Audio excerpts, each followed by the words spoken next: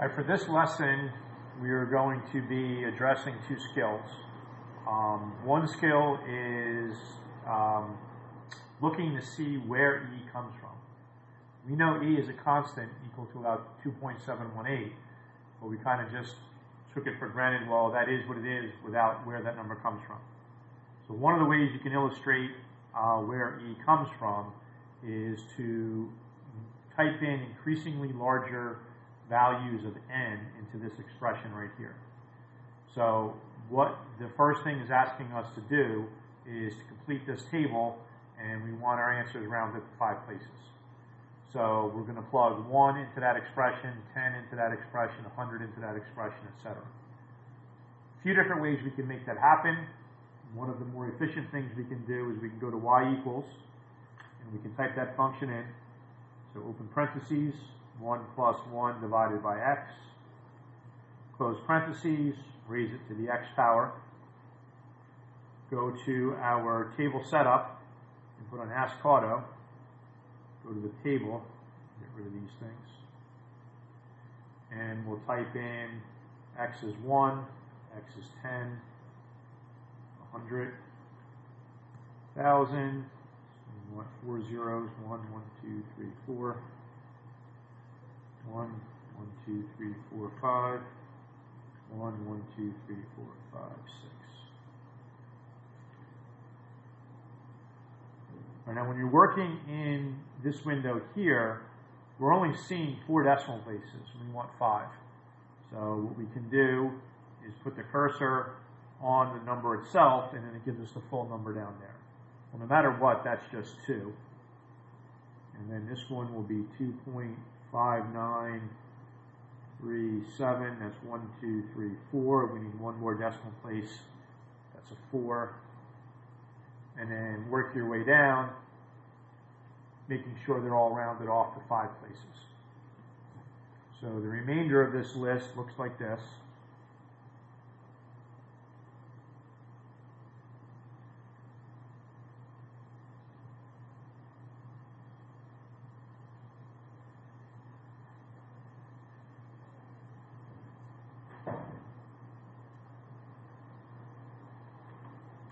And what's happening here is we're reaching a limiting factor, that no matter how big of a number we plug in for n, this is going to reach the point where it doesn't get any larger. And one of the things that we can relate that to is we're going to hit a horizontal asymptote. We're also going to connect it to a topic that we're going to be doing sometime in the near future, the idea of limits. So one of the ways that E can be defined, the limit as n approaches infinity of that expression. In other words, what's that limiting number that we're not going to get any bigger than, no matter how big of an n we put in, trend tending to infinity. So to 5 decimal places, it's 2.71828. All right. On your calculator, as we already know, we have E in 2 different places. We have e to the x, which is the second function above natural log. And it's also the second function above the division without the exponent automatically opening up. And something's not right here. I copied that down wrong. So I apologize for that. So in 5 decimal places, that is 2.71828. Now before, there was technology such as we have now. Throughout history, there have been various attempts to try to get an approximation for E. These are 2 of those attempts. If we were to type that in the calculator, that would be 2 plus, and then open parentheses for the top of that fraction, 54 squared plus 41 squared, close parentheses, divide that by 80 squared, and to 5 decimal places, that approximates E. Slightly simpler one, 3 minus the square root of 5 divided by 63. 5 decimal places approximates E. All right, these guys down here, they're nothing more than a numerical curiosity. Isn't that cool? Look, that's a different way to get the 5 decimal place approximation. knowing approximately what A is equal to, that we kind of already knew. This is a little foreshadowing of notation that we're going to be doing a lot of in the near future, and then connecting it to our next topic in a moment is this algebraic structure here that's producing that value. All right, second thing for today, interest problems. All right, back when you were in, I'm guessing middle school at some point, you learned the simple interest formula. A is equal to P plus PRT. A was the amount of money you had at time T, and typically that time tends to be given in years. P is your principal, which is the initial amount that you invest, and R is your annual interest rate as a decimal. Okay, simple interest is a nice way to introduce the concept of what interest is, but in terms of the real world, so to speak, it's not very applicable. Most things in the real world involve some kind of compounding. So this you should have addressed in Algebra 2. If you have not, do a run through. If you did not, do a run through of what everything stands for. The A is how much money you have at time T, and again, typically that time T is measured in years. P is your principal, which is the initial amount that you invest. R is your annual interest rate, and then the N is how many times per year your interest compounds. All right, so we have an example here comparing simple interest to compound interest. So for this example, we have $1,000 invested at 5%. At time is equal to 0, that's the time of our initial investment of $1,000. Okay, at the end of 1 year, we'll have $1,050. At the end of 2 years, we'll have $1,100. At the end of 3 years, we'll have $1,150. It's going to go up by 50 each time. No matter how long we invest that $1,000 at 5% simple interest, the interest is never going to be any more than $50 per month. So this is known as linear growth when it grows by the same set amount each time. Now, what about if we compound annually? So compounding annually refers to once per year. So that N value here is a 1. Well, at T is equal to 0, we have the initial investment of $1,000. At the end of 1 year, whether it was simple interest or compound interest, you're still going to earn $50. It's after that first year where it starts to make a difference. At the end of year 2, you got $1,102.50. Means you added $52.50. At the end of year 3, you have $1,157.63, which means you earn $55.13 in interest. So what happens with compounding is you earn interest on the interest, and then you earn interest on the interest on the interest, et cetera, et cetera. So your money grows faster when it's compounded versus when it's simple. What happens here is we get exponential growth as opposed to linear growth. So here, your money's growing linearly. Here, your money's growing exponentially.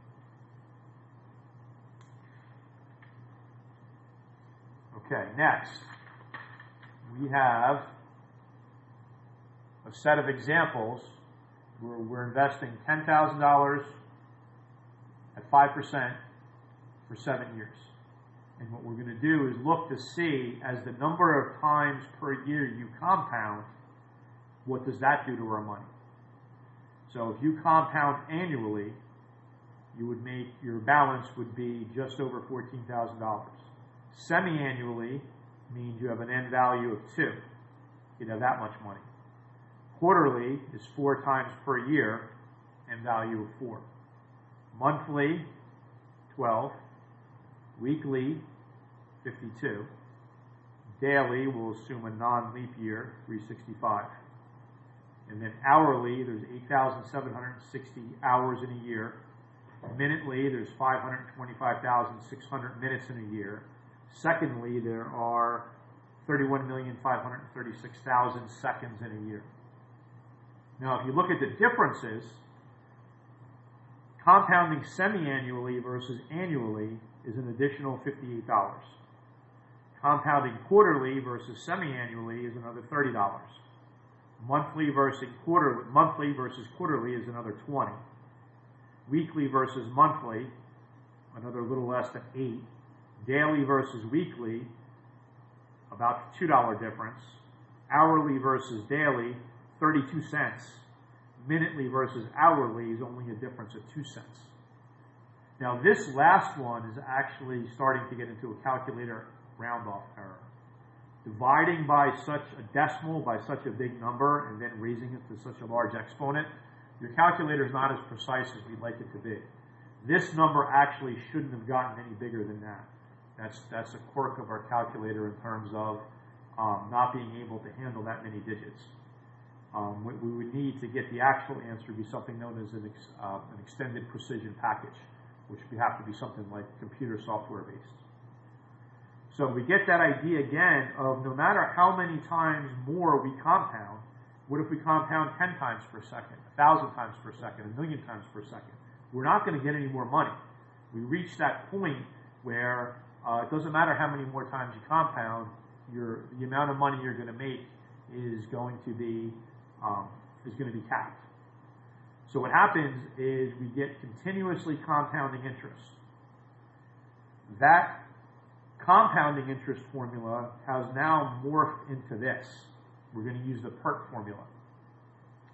Now, how does this turn into that? It's based on what we did on the other side of the page. If you look at this formula, it very much has the same flavor as this. So that's the background thing that's driving this formula to becoming that formula.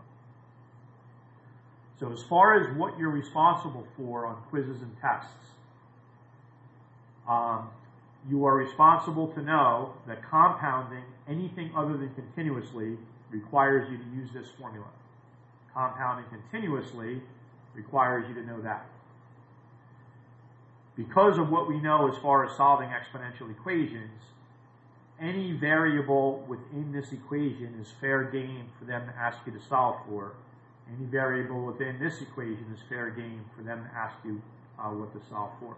And we're going to run through some of those typical types of problems on the next page. For quiz and test purposes, you are not responsible for simple interest. This is just a matter of a beginning point of where to start talking about the topic. Simple interest is not a pre-calculus topic. Simple interest is a middle school way to introduce you to the idea of interest. You are responsible for the compound and the compounding continuously. All right, so the last page here, these are the typical types of questions you are responsible for with this particular topic of interest. And in the interest of time, math pun, I already have these worked out. I'm just going to run through the important details in terms of making sure that you're getting the correct answers here. So determine the principal that must be invested at 5% interest compounded monthly so that $500,000 will be available for retirement in 30 years. So one of the first choices you need to make is which interest formula are you using? If you are compounding anything other than continuously, this is the formula that you're starting with. All right, as far as where the stuff goes, determine the principal. That's the P, that's our variable. So that 5%, that goes in as a decimal in the R slot. Compounded monthly, that means 12 times per year, that means N is 12. That's in two different slots in the formula. $500,000, that's the amount that we're interested in when T is equal to 30. The A and the T always pair up. It's how long it takes to get that much money, or you have that much money at the end of this much time, depending on how they word the particular question. So to solve for this P, we're dividing by this entire quantity.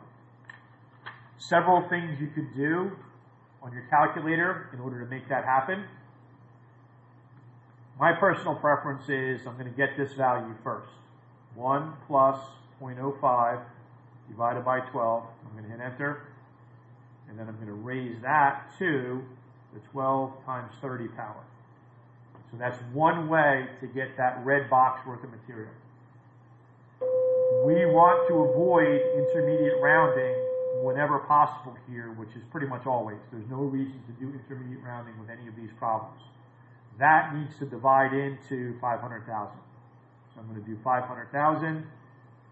The correct number of zeros, yes, divided by answer. And unless you're told otherwise, money is assumed to round to 2 decimal places. So according to our work, you'd have to invest $111,913.30. So that in 30 years, you will have 500,000 under the constraints of 5% compounded money. Okay, next problem. Mark invests $3,000, a little smudge there, in an account which earns 2.5% annual interest compounded quarterly. How long will it take for this account to have a balance of $5,000? All right, we are compounding quarterly. Compounding anything other than continuously is using this formula, which I did not recopy here. Okay, how long will it take for the account to have a balance of $5,000? So the $5,000 is our target amount, and we want to know how long does it take for that to happen. Okay, the initial investment is $3,000. 2.5% as a decimal is there. Compounded quarterly means n is 4 times per year. So what we need to do is solve for this t.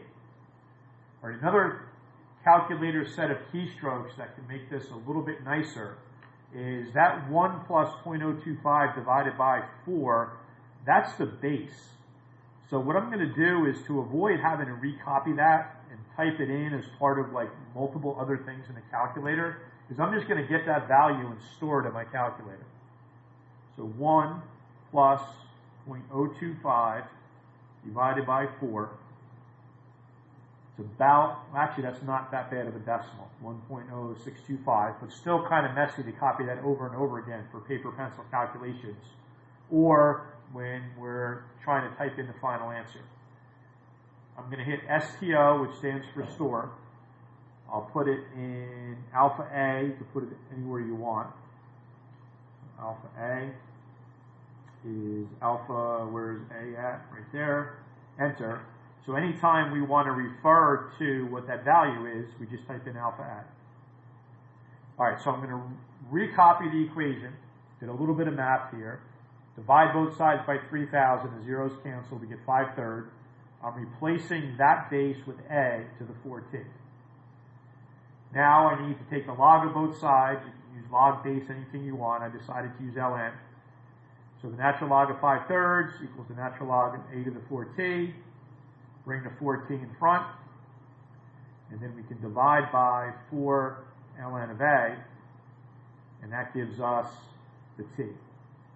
So without any intermediate rounding, the time it takes is the natural log of 5/3 divided by 4 times the natural log of A.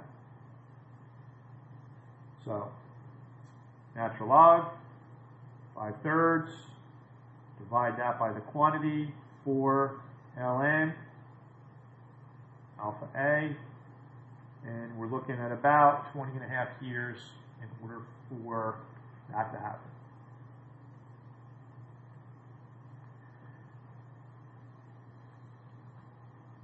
All right, number 3. Paul invests $700 in an account which earns continuously compounding interest. So right there, that tells us we're starting with the PERT formula. If the doubling time of this account is 20 years, how much money will the account have at the end of 15 years?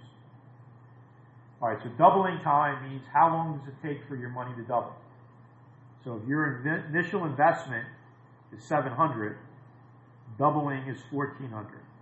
That always pairs up with the t. They're telling us that takes 20 years. So the variable we can solve for here is the r. We can get our interest rate from that set of facts right there. So divide both sides by 700. That gives you 2 is equal to e to 20r. Natural log of both sides gives you ln of 2 is equal to 20r.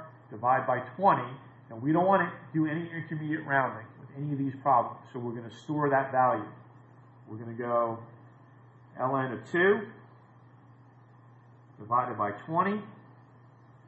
So our interest rate is about 3.5%, but we don't want any round-offs here. Then we're going to store that, and I'm going to get alpha r this time to make it stand for the variable as it is in the equation. So alpha, where's r at? Right there. Enter. Now we're going to use that to answer the question, how much money will the account have at the end of 15 years? So we want the amount at the end of 15 years. It's still the same principal we invested, the $700. That's the stored value in our calculator, so we can just type that right-hand side in. So 700 e raised to the alpha r, I already forgot where that was, times 15. So you're looking at $1,177.25. Unless you're told otherwise, you're always rounding to 2 decimal places with money.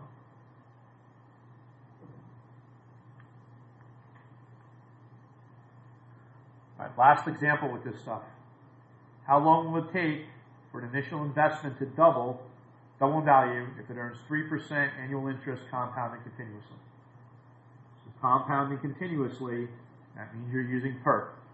Compounding anything but continuously means you're using the other formula. It doesn't give us how much the initial investment is.